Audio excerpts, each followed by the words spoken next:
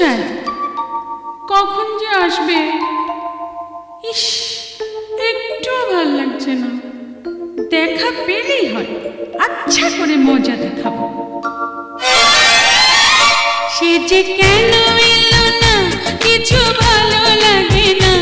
এবার আসো, তারে আমি মজা দেখাবো। যদি ফুলগুলো হয় অভিমানে ঝরে যায়, আমি মালা গেঁথে বলো কারে পরাবো। সে যে কেন এলো না, কিছু ভালো লাগে না, না ভালো লাগে না।